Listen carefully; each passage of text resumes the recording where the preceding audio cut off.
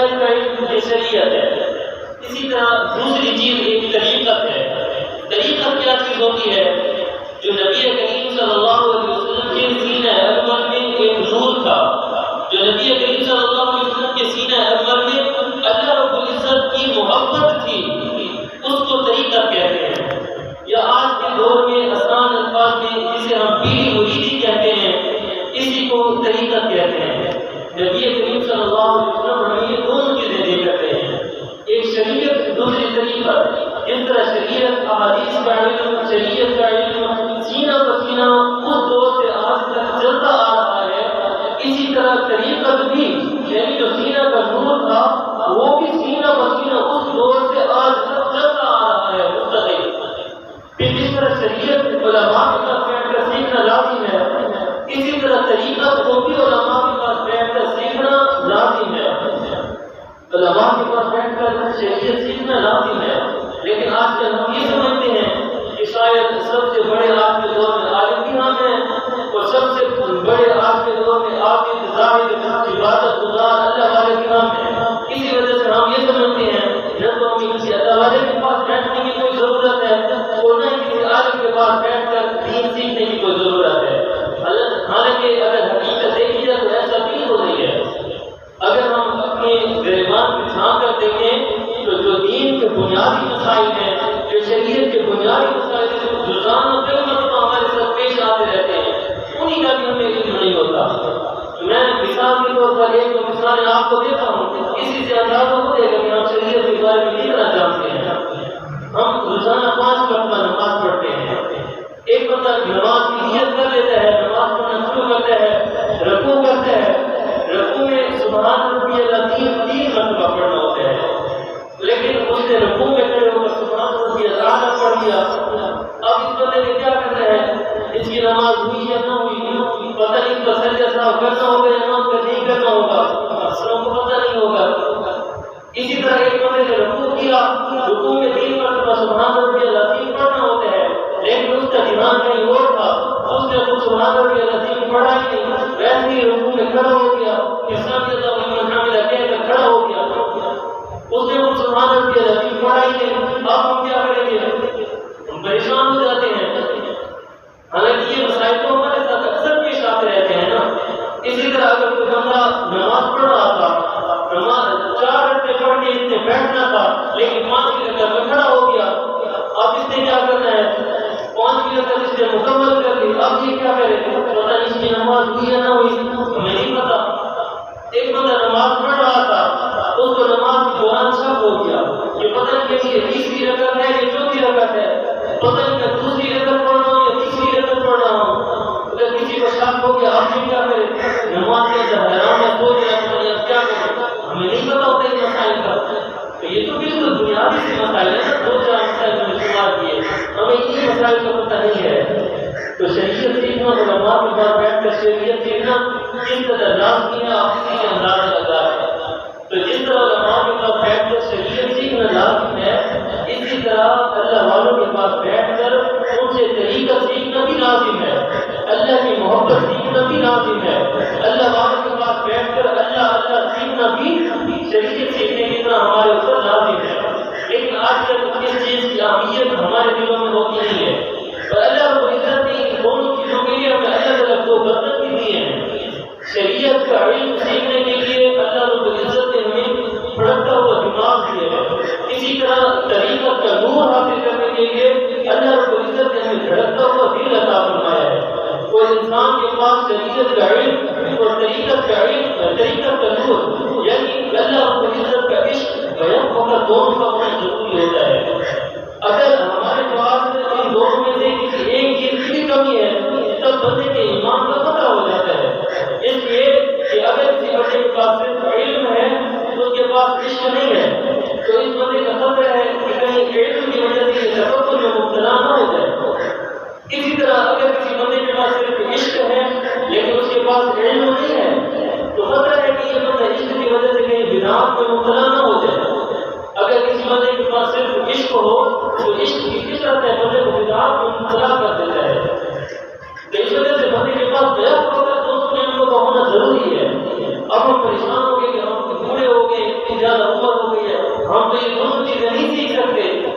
اگر اب ہم یہ دونوں چیزیں نہیں سیکھ سکتے تو پھر اس کا آسان طریقہ یہ ہے کہ اگر ہمارے پاس کسی چیز کی کمی ہے تو ہم کسی اللہ والے کے ہاتھ میں اپنا ہاتھ دے دیں کہ جن کے پاس یہ دونوں چیزیں ہیں وہ ہمارا ہاتھ پکڑ کے سیدھے راستے پر چلا دیں.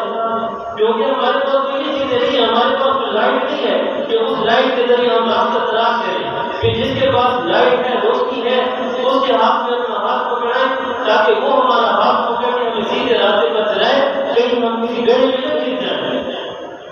تو اس وجہ سے شریعت اور طریقت دونوں کا بندے کے پاس غیر فقط ہونا ضروری ہے. اگر کسی کے پاس کسی چیز کی کمی ہے تو ضروری ہے کہ کسی اللہ والے کے ہاتھ میں اپنا ہاتھ دے دیں. نیک بننا بہت ضروری چیز بھی ہے اور یہ آسان چیز بھی ہے. ہم اس ہر انسان نیک بننا چاہتا ہے, ہر بندہ چاہتا ہے کہ میں بھی نیک بن جاؤں, اللہ کا پیارا بن جاؤں, اسی طرح مجھ سے گناہ چھوٹ جائیں, میں بھی تہجد کی پابندی شروع کر دوں, میں بھی اللہ تعالیٰ کا پیارا بن جاؤں, اللہ کا عاشق بن جاؤں, مجھے بھی نبی کریم صلی اللہ علیہ وسلم کا سچا عشق ہو جائے. ہر بندہ چاہتا ہے, ہر ایک کی خواہش ہوتی ہے. کوئی زانی ہو, کوئی بدکار ہو, کوئی فاجری کیوں نہ ہو, وہ بندہ بھی چاہتے ہیں کہ مجھے کسی طرح اللہ کی محبت مل جائے. لیکن ہوتا کیا ہے, ہم اللہ کی محبت پانے کے لیے جب ایک قدم آگے بڑھا لیتے ہیں, شیطان وہیں پہلے قدم میں ہی ہمارا حوصلہ پست کر دیتا ہے. شیطان کہتے ہیں تو کہاں جا رہا ہے, نیک بننا چاہ رہا ہے, نیک بننا تیرے بس کی بات نہیں, نیک بننا تیرا کام نہیں ہے, تو نیک بن ہی نہیں سکتا.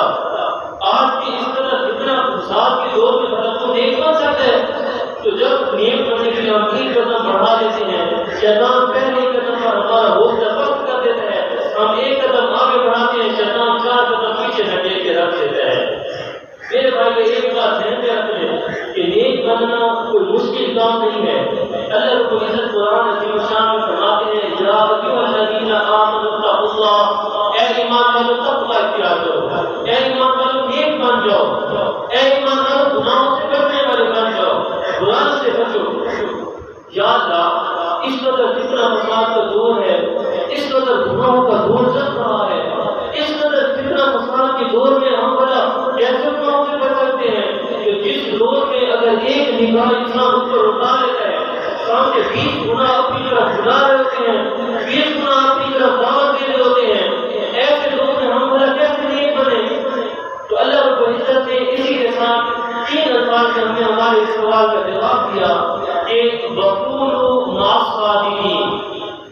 نیک بننے کا جہاں اللہ تعالیٰ نے حکم دیا ہے اور اللہ تعالیٰ نے نیک بننا آسان بھی فرمایا ہے.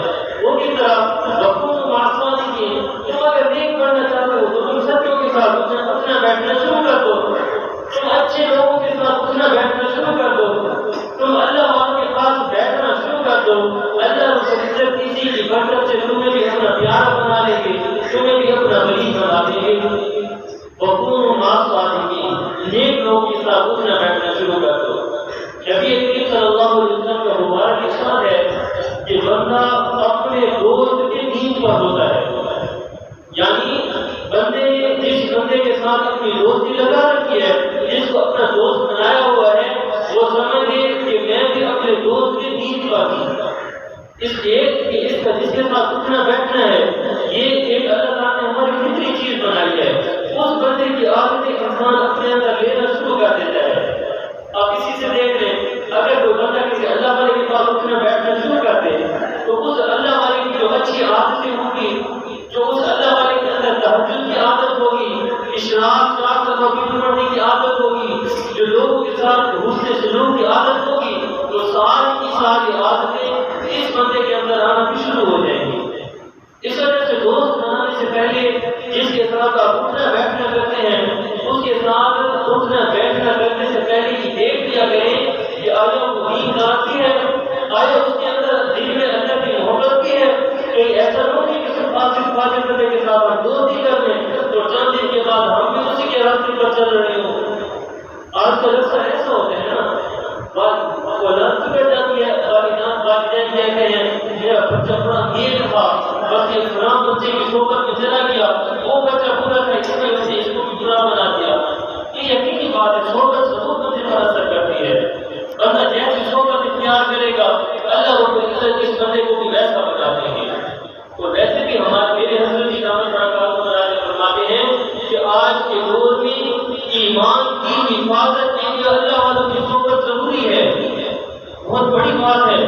ایمان کی حفاظت کے لیے اللہ والوں کی صحبت ضروری ہے۔ میں آپ کو مثال سے یہ بات سمجھاتا ہوں۔ حضرت امام رازی رحمہ اللہ بہت بڑے امام گزرے ہیں، انہوں نے اپنے دور کے اندر ایک کتاب لکھی تھی جس کے اندر انہوں نے اللہ رب العزت کی توحید پر دلائل اکٹھے کیے تھے کہ اللہ رب العزت ایک ہے۔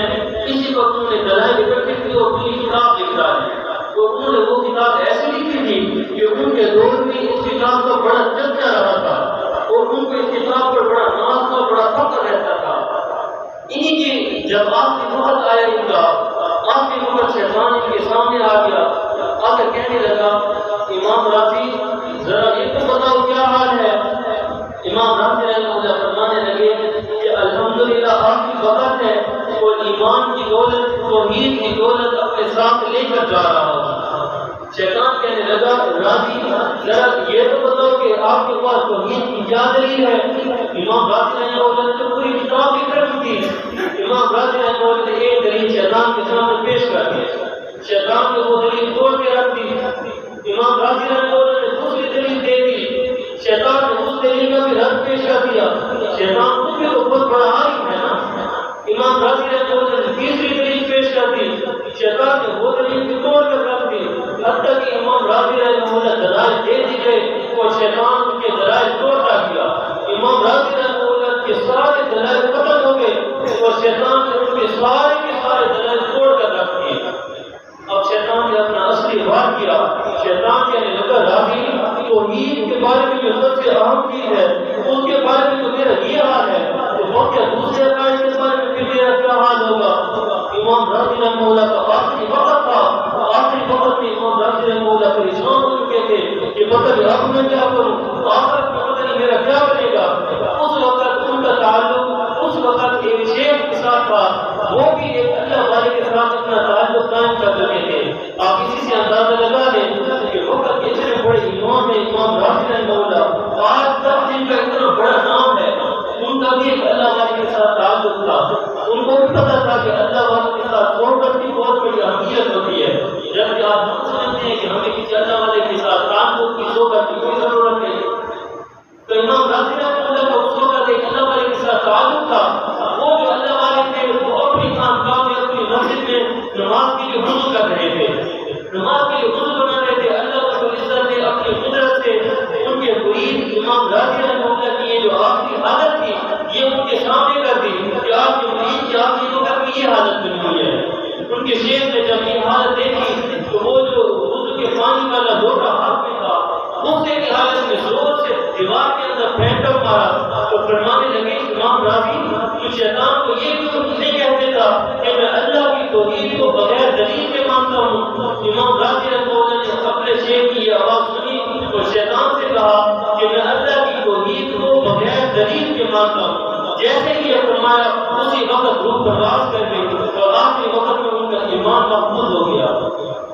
تو اتنے بڑے امام ہیں امام رازی رحمہ اللہ، ان کو بھی آخری وقت میں جو چیز کام آئی وہ کیا چیز تھی؟ اللہ والوں کی صحبت تھی۔ جو اللہ والوں کے ساتھ تعلق قائم کر چکے تھے وہی چیز قائم آئی اور آخری وقت میں ان کا ایمان مقبول ہو گیا۔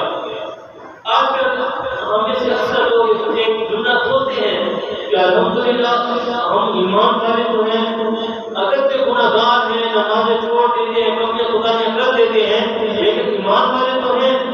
اس لیے ایمان والے ہیں، جہنم میں اللہ تعالیٰ نے رات بھی دیا تو چند دن کے بعد کچھ عرصے کے بعد نکال کر جنت میں داخل جائیں گے نا۔ یہ ہمارے دل میں ایک سوچ بنی ہوئی ہے، بڑی عجیب سی سوچ ہے، بڑی حیران کن سوچ ہے۔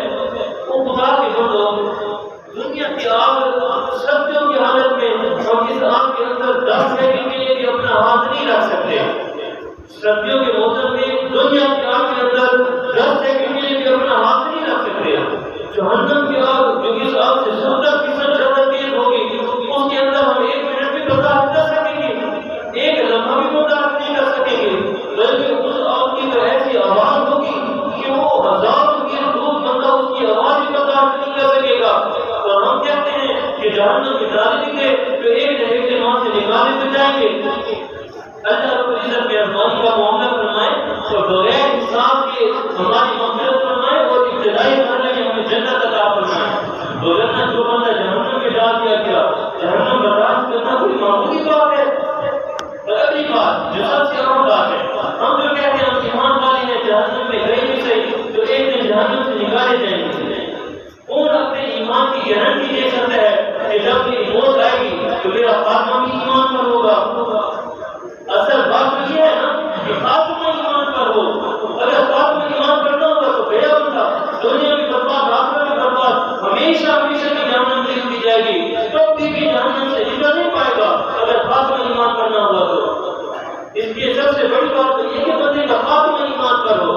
بعد میں ایمان پر ہونے کے لیے ضروری ہے کہ ہم زندگی میں اللہ رب العزت کو راضی کرنے کی کوشش کریں. ہم زندگی مزے کی گزارنے کے لیے ایمان والے ہیں, کلمہ پڑھا ہوا ہے, اس لیے ایک نہ ایک دن جنت میں جائیں گے. اس لیے دنیا میں زندگی میں جو مرضی کرتے تھے, ایک نہ ایک دن ہمیں جہنم سے نکلنا ہے. یہ انتہائی غلط سوچ ہے ہماری. اس طریقے سے بالکل نہیں سوچنا چاہیے. اس وجہ سے دنیا میں آج اللہ رب العزت نے ہمیں وقت عطا فرمایا ہے. آج جو وقت ملا ہے اسی وقت کو غنیمت سمجھیں اور اسی وقت میں اسی زندگی میں اللہ رب العزت کی محبت پانے کی کوشش کریں. اور اللہ کی محبت پانے کے لیے جس طرح میں نے بتایا, بہترین طریقہ سب سے آسان راستہ اللہ اور اس کی صحبت ہے. حضرت مالک بن دینار رحمہ اللہ ایک بہت بڑے اللہ والے گزرے ہیں. یہ اپنے ملک میں سفر کر رہے تھے. سفر کرتے وقت ساتھ دوسرے ساتھی بھی تھے. انہیں دوسرے ساتھیوں میں ایک بندے کی ان سے ملاقات ہوئی. وہ بندہ داہیہ تھا. داہیہ کہتے ہیں جو اللہ تعالیٰ کی ذات کو نہیں مانتے. وہ کہتے ہیں کوئی اللہ تعالیٰ ہے ہی نہیں, یہ دنیا کا نظام یہ سارا کچھ خود کا خود چل رہا ہے. جب بندہ مر جاتا ہے تو بس ختم ہو جاتا ہے, دنیا ختم ہو جائے گی تو بس ختم ہو جائے گی, پھر بعد میں کچھ بھی نہیں ہوگا. یہ جنت جہنم اللہ تعالیٰ کچھ بھی نہیں ہے. اس کو داہیہ کہتے ہیں. تو اس داہیے کی امام حضرت مالک بن دینار رحمہ اللہ سے ملاقات ہو گئی. داہیہ مالک بن دینار رحمہ اللہ سے باتیں کرنے لگا. تھوڑی دیر کے بعد مالک بن دینار رحمہ اللہ نے بھی محسوس کر لیا کہ یہ بندہ جو میرے ساتھ باتیں کر رہا ہے یہ داہیہ ہے. حضرت مالک بن دینار رحمہ اللہ نے اس بندے کو اللہ تعالیٰ کے وجود پر, اللہ تعالیٰ کے ہونے پر, جنت جہنم کے ہونے پر دلائل پیش کرنے شروع کر دیے. ایک دلیل دی, داہیہ کہنے لگا تو میں یہ دلیل نہیں مانتا. مالک بن دینار نے دوسری دلیل دے دی, وہ کہتا ہے میں یہ بھی نہیں مانتا. انہوں نے تیسری دلیل دے دی, وہ کہتا ہے میں یہ بھی نہیں مانتا.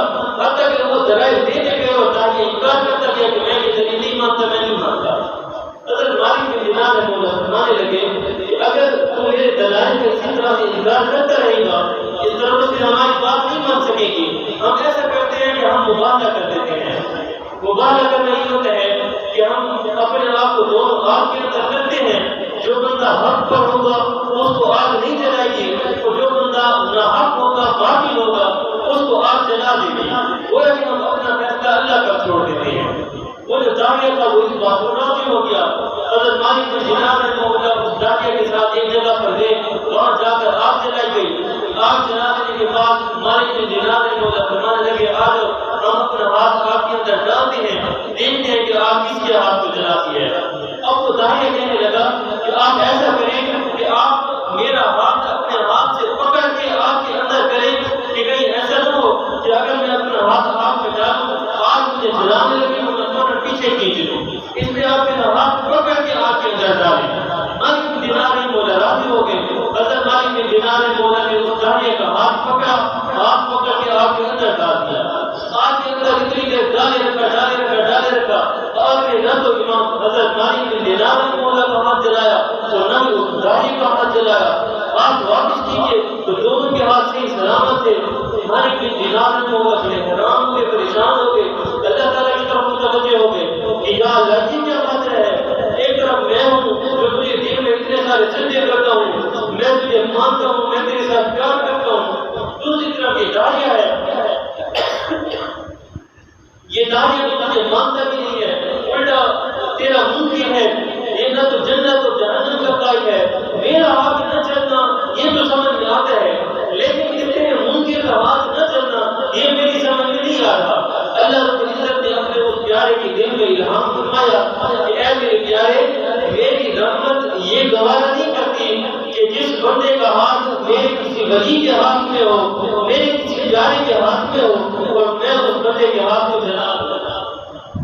اب اندازہ لگائیں کہ اگر اللہ رب العزت دنیا میں کسی کافر کا ہاتھ بھی اگر اس کے اللہ کے پیارے کے ہاتھ میں وہ نہیں جلاتے تو کیا کل قیامت کے روز کسی ایمان والے کا ہاتھ اللہ تعالیٰ جلا دیں گے؟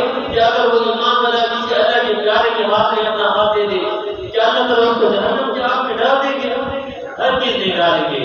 اسی وجہ سے آج کے دور میں اللہ والوں کی صحبت ضروری ہے, کیونکہ آج کا دور جس طرح فتنہ فساد کا دور چل رہا ہے, قدم قدم پر مصیبتیں ہیں, قدم قدم پر گناہ دعوتیں ہوتے ہیں. ایسے دور میں ایمان کی حفاظت کرنا بڑا مشکل کام ہے. اس وجہ سے بندہ اللہ والوں کے پاس اتنا بیٹھ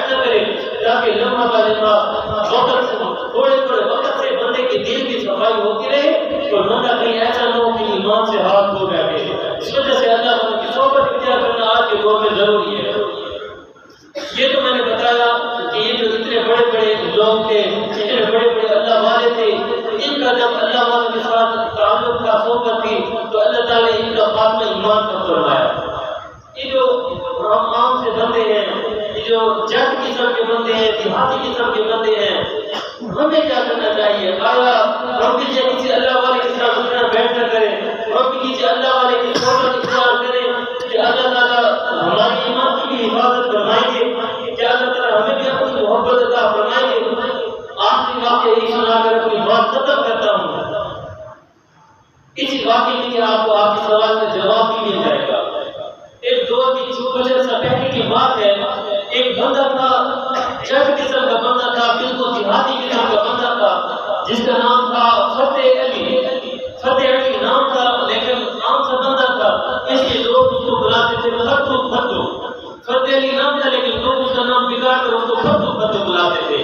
عام سا دیہاتی قسم کا جو بندہ تھا، اسی بندے کے دل میں ایک مرتبہ کسی اللہ والے کی محبت جاگ اٹھی، سچی محبت جاگ اٹھی۔ اس نے اپنا سارا کچھ چھوڑ دیا اور اس اللہ والے کے ہاتھ میں جا کر اپنا ہاتھ دیا اور کہا کہ میں آپ کی خدمت میں اپنی زندگی گزارنا چاہتا ہوں، میں چاہتا ہوں کہ آپ کی خدمت میں رہوں تاکہ اللہ تعالیٰ میرا خاتمہ بھی ایمان پر فرما دے، تاکہ اللہ تعالیٰ کل قیامت کے روز میری بھی مغفرت فرما دے، بخشش فرما دے۔ وہ اللہ والے نے ان کا ہاتھ تھام لیا اور ان کو کچھ شروع کے ذکر اذکار ہوتے ہیں وہ دے دیا اور ان کو کہہ دیا کہ آپ اپنے یہ ذکر اذکار کرنا شروع کر دیں۔ اب وہ دیہاتی قسم کا بندہ تھا، جس طرح لوگ اس کو فتو بناتے تھے، وہ صاحب اسی طرح کا فتو، اس کو کسی ذکر اذکار کا، نماز کا، ان چیزوں کا تو پتہ تھا نہیں، لیکن وہ کھیتی باڑی کا، وہ زمین کا، وہ یہ کام کرنا یہ اچھی طرح سے جانتا تھا۔ اب اس نے کیا کیا؟ اپنے شیخ کی خدمت کرنی شروع کر دی۔ شیخ کی خدمت کرتے کرتے اس کو پتہ چلا کہ ایک جگہ ان کے شیخ کی اس اللہ والے کی زمین تھی، لیکن اس زمین کے سامنے ایک پہاڑ تھا، وہ پہاڑ اس زمین کے سامنے آڑ بنا ہوا تھا، جس کی وجہ سے پانی کا مسئلہ تھا اور وہ زمین غیر آباد ویسے ہی پڑی ہوئی تھی۔ اس زمین کی کوئی قدر و قیمت نہیں کہ وہ ویسے ہی پڑی ہوئی تھی۔ جب وقت نے یہ بات سنی، وقت نے خدا نے اپنے ہاتھ میں لی، وہ جا کر اس پہاڑ کو توڑنا شروع کر دیا۔ سچا عشق کیا تھا نا، اس وجہ سے خدا نے ہاتھ میں لے جا کر پہاڑ توڑنا شروع کر دیا۔ جو بھی بات اس وقت کی مشین تو تھی نہیں، ہاتھ سے پہاڑ توڑنا کوئی معمولی بات تو نہیں ہے۔ جب بھی کوئی قریب سے گزرتا وہ کہتا فتو تم یہاں پر کیا کر رہے ہو؟ فتو کہتا میں یہاں پر پہاڑ توڑ رہا ہوں۔ لوگ ہنستے، کوئی مجنون کہتا، کوئی پاگل کہتا، کوئی دیوانہ کہتا اور چلے جاتے، لیکن وہ جو دیوانہ تھا نہ تو دھوپ دیکھتا نہ سخت گرمی دیکھتا، وہ اپنے کام میں لگا ہوا تھا۔